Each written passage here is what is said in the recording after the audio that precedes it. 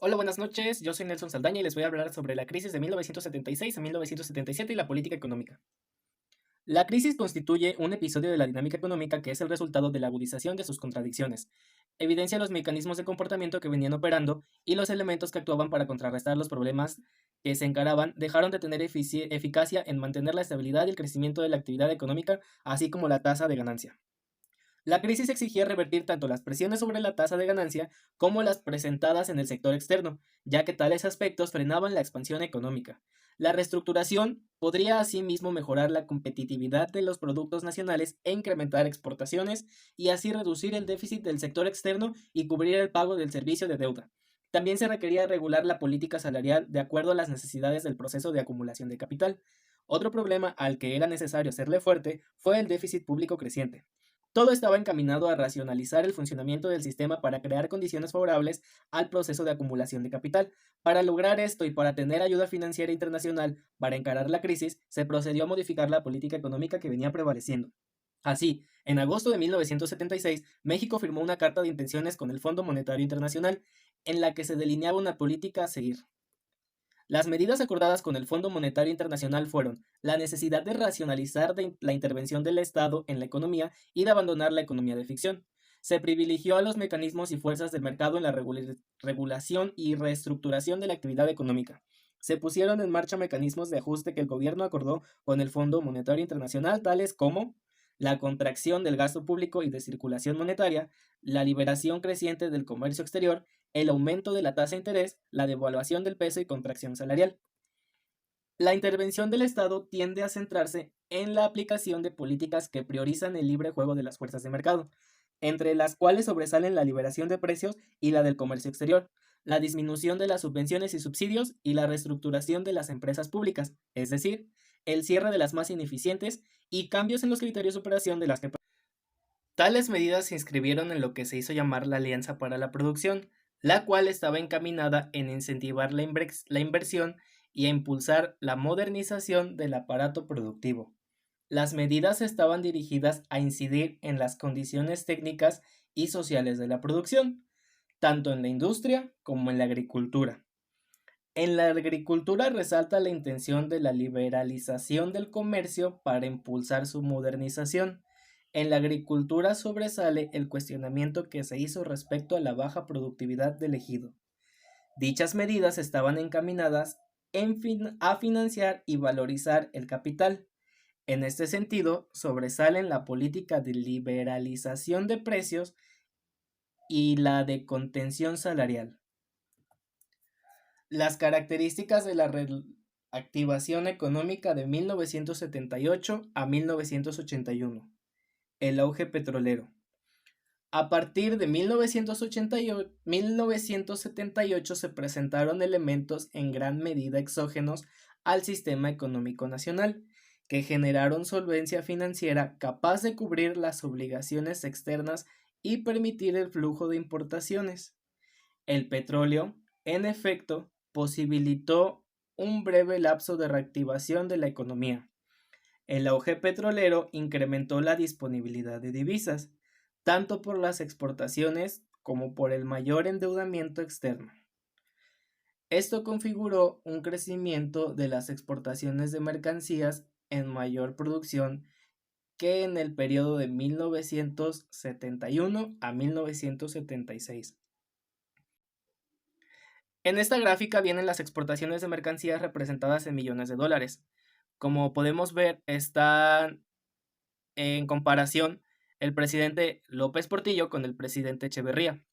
Como podemos darnos cuenta, durante el periodo del presidente Echeverría, las exportaciones en millones de dólares no se alcanzaron ni siquiera a hacer en 6 millones de dólares durante todo su sexenio.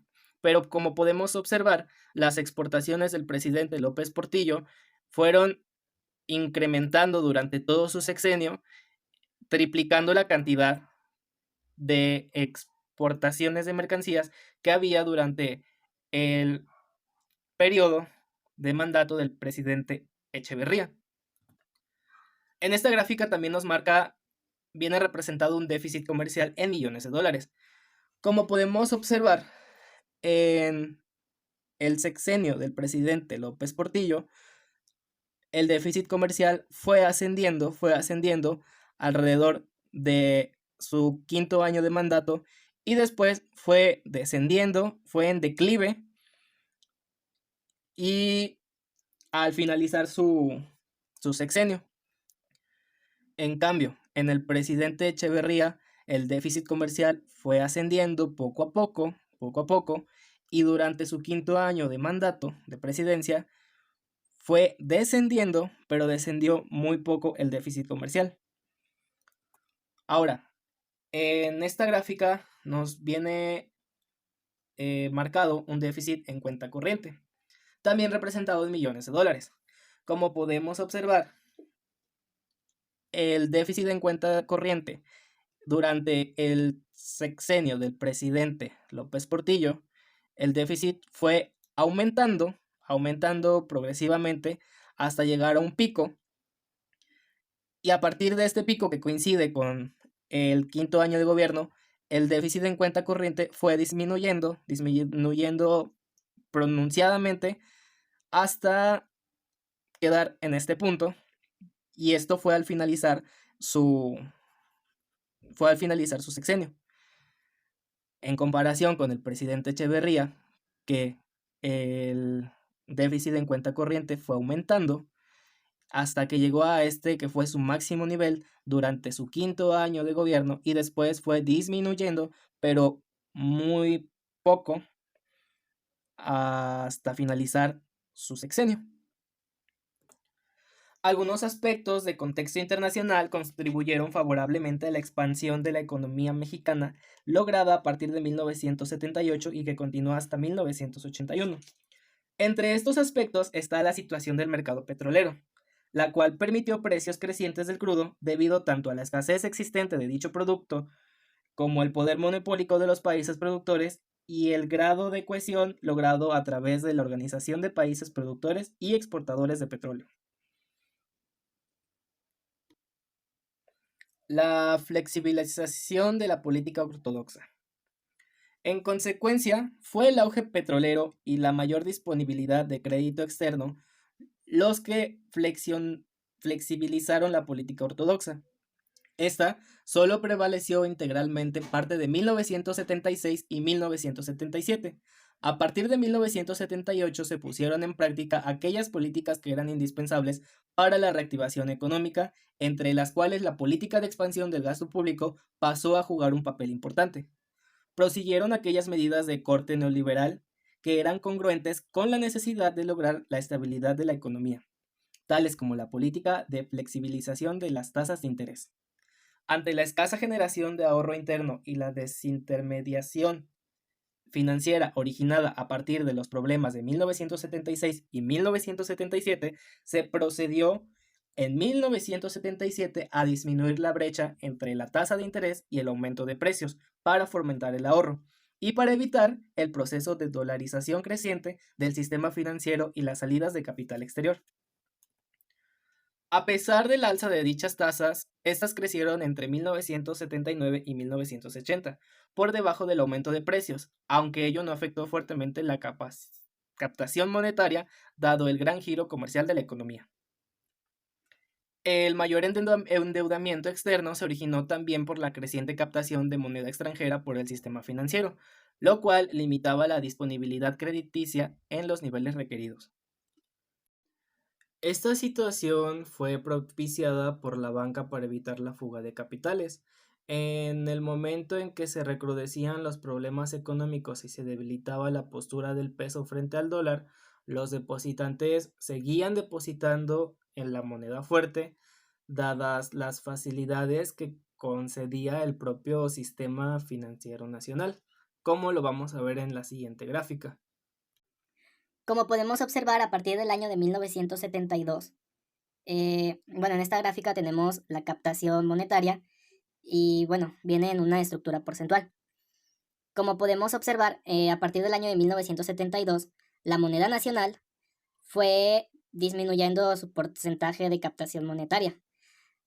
Como por el año de 1979, es que tiene un pequeño ascenso en su captación monetaria, pero comienza a disminuir hasta 1982, que es donde nos viene pues representada la gráfica.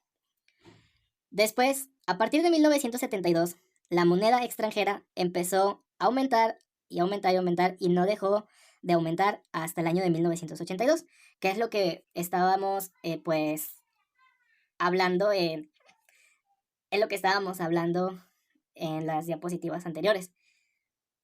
El uso de la moneda extranjera tomó pues mayor peso respecto a la moneda nacional. Y bueno, otras cuentas vienen representadas, pero pues su uso, su captación monetaria, pues a partir de 1972 empezó a aumentar, a disminuir y siguió disminuyendo hasta 1982.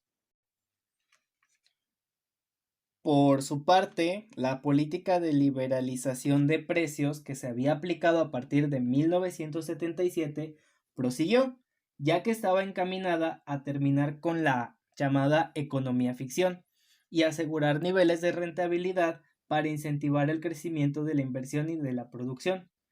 Las políticas de precios y salarios fueron importantes para asegurar altos niveles de rentabilidad, para recuperar la confianza de los capitalistas.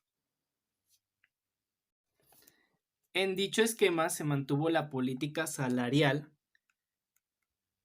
contraccionista vigente desde el 1 de enero de 1977, cuyo propósito era reducir costos de producción e impulsar el proceso de acumulación bajo la justificante de contener la inflación e incrementar la inversión y el empleo.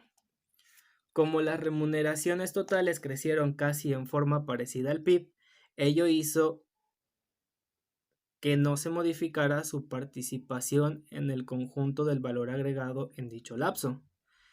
El aumento en la ocupación en un contexto de bajo crecimiento de la productividad por trabajador no significó menores ganancias debido al incremento de las remuneraciones medias.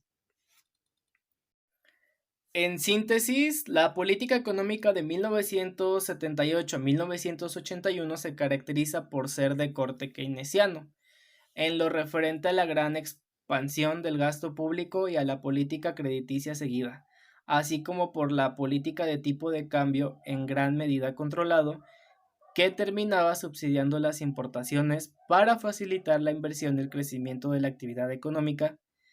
En cambio, las políticas de precios, de interés y de salario siguieron el corte neoclásico de la política ortodoxa de flexibilizarlos en función de incentivar la inversión y el ahorro.